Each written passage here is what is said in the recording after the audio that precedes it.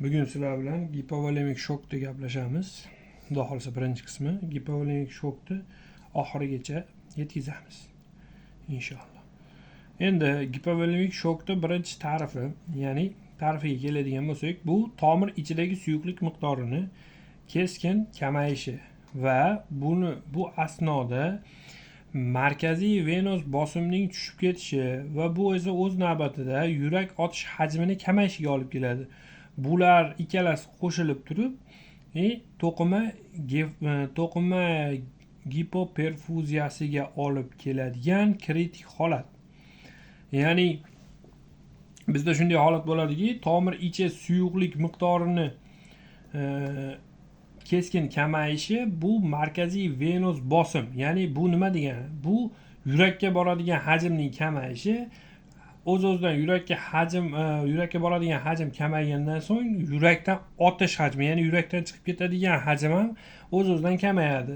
Bu nima degani? Bu to'qima endi yurakdan chiqib ketayotgan turgan hajm kamaygandan so'ng to'qimalarga oldin masalan 50 ml qon borardi, endi 40 ml boryapti. Bu gipoperfuziya deyiladi. Ya'ni perfuziyaning kamayishi, qonning aylanishining kamayishi. Shu asnoda olib keladigan kritik holat. Kritik holat deyapti, bilasizlar, bu shok holati. Ya'ni bunda juda asoratlari yomon bo'ladi, o'limgacha olib borishi mumkin. Endi gipovolemik shok asosan ikkiga bo'linadi: gemorragik va nogemorragik. Ya'ni bu nima degani deysiz? Gemorragik qon yo'qotish hisobiga, nogemorragik bu ana shu qon tomir ichidagi qonning suyuqligini kamayish. Bu asosan ko'p ichib ketishlarda, tez va ko'p ichib ketishlar, ko'p qusishlarda yuzaga keladi.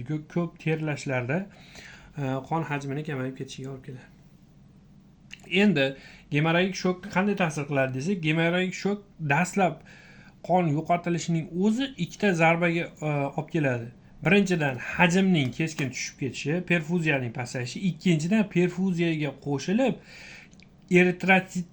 eritrotsitlarda o'zini ham kamayish. Ya'ni qon chiqib ketsa, unga qo'shilib ma'lum miqdorda eritrotsit ham chiqib ketadi va eritrotsit chiqib ketgandan so'ng qonda aylanadigan kislorodning umumiy hajmi ham kamayib ketadi.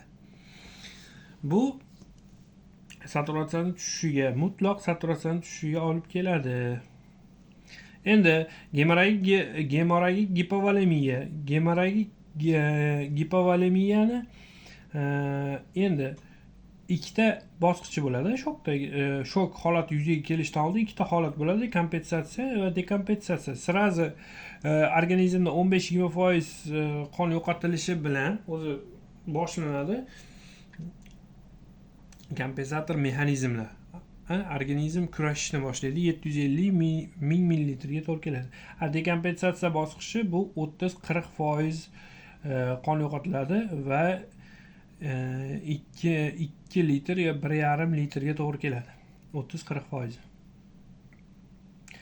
Endi shok dekompensatsiya bosqichiga o'tgandan so'ng shok rivojlanishi juda jadallashadi va agar to'g'ri qaror qabul qilmasdan yoki to'g'ri yordam berilmaydigan bo'lsa, o'lim triadasi rivojlanadi. Bu o'lim triadasi birinchisi bunga kiradigan 3 ta narsa: koagulopatiya, gipotermiya, atsidoz. Bu uchala jarayon qaytmas, bir-birini rivojlantiruvchi jarayonlar hisoblanadi. Koagulopatiyada trombotsitar massani kamayish va suyulishi, gipotermiyada tana haroratining tushishi, atsidozda kislotalilikning oshishi. Keyingi darslarda yana to'liq tushuntirib ketiladi. Hozircha o'lim triadasi haqida shuni bilsak yetadi. Endi yana biz biladigan narsa gemodulyatsiya. Gemodulyatsiya nima? O'zi bu qon yo'qotilgan qon hajmini to'ldirish uchun interstitsial bo'shliqdagi suyuqliklarning qon tomiriga chiqishi. Ya'ni bu bizga nima degani? Buni bilishimizdan maqsad nima desa, buni biz birinchi gipovolemik shok bilan kelgan odamlar analiz olinganda chiqadigan dastlabki natijalar bizga aldamchi xulosa beradi. Nimaga desangiz, bu organizm o'zidan ham suyuqlik chiqaryapti-da.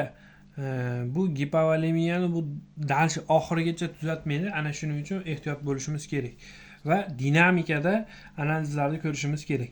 Ya'ni gematokrit va gemoglobin o'zgarmasligini hozir misol uchun 1000 ml eritmamizda 1000 ml eritmamizda 40% shakar, 60% suv bor deylik. Undan 400 ml olib tashlasak, buni foizi o'zgaradimi? Yo'q, o'zgarmaydi. 600 ml qoladi suyuqligimiz. Ash qolgan suyuqlik ichida 40% shakar, 60% suv bo'lib qolaveradi. Buni ichidagi shakar ko'payib yoki suv ko'payib ketmaydi. Ana shunday qanday foizlarda bo'lsa, xuddi shunday foizlarda turaveradi. Bu endi dastlabki bosqichlarda shifokorni ehtiyotkorlik bilan va o'zini hushyor tortishi uchun bir yo'nalish. Bir kalit desak ham bo'laveradi, chunki dinamikada ko'rish hech qachon esdan chiqmasligi kerak. Bugungi beradigan ma'lumotlarimiz shunlardan iborat. Ikkinchi qismda gaplashamiz.